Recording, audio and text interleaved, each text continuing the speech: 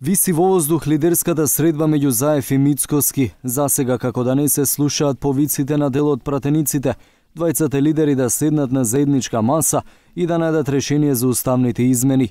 Извори од опозицијата за еден ТВ вела дека досега во партиското седиште не стигнала официјална покана за средба меѓу Заев и Мицкоски. Премиерот вчера изјави подготвеност за средба со неговиот најголем политички опонент, но таква изјава се уште не може да се слушне од Мицкоски. Спремен сум да седам со сите, вклучително со лидерот на ВМРО, со секој, за да можеме да изградиме национален консензус по ова прашање. Во интервју за Дојче Веле, шефот на опозицијата вели дека со премиерот може да констатираат само дека договорот со Грција е мртов и како што вели секое понатамошно силување на овој процес ќе резултира со дополнителни тензии и поларизација во општеството. Владата е таа што го режираше, спроведе јурниса процесот. Затоа единствен кој треба да понесе одговорност е Зоран Заев. Влезе авантуристички и самобендисано надмено, без да подготви амбиент. Прифати нешто што на никого претходно не му паднало на памет да прифати и огромното мнозинство граѓани во двете земји си го кажаа своето мислење. Во Македонија имаме катастрофален референдум, а во соседна Грција имаме над 70% од граѓаните кои не го прифаќаат договорот.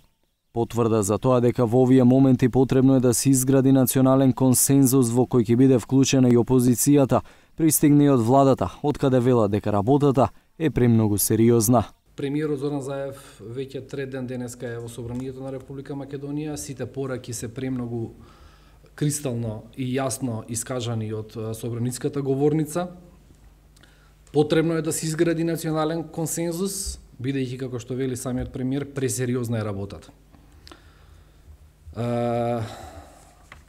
Јасно е дека амандманите за промена на уставот ќе ги прави владата и најдобро е истите да бидат направени заедно со опозицијата, односно да се постигне тој национален договор, национален консензус во духот на договорот од Преспа. Бошњаковски го коментираше и писмото испратено од помошникот државен секретар за Европа и Евроазија во Стејт департментот Вес Мичел до ВМРО ДПМН, велики дека писмото јасно и недвосмислено го детектира проблемот.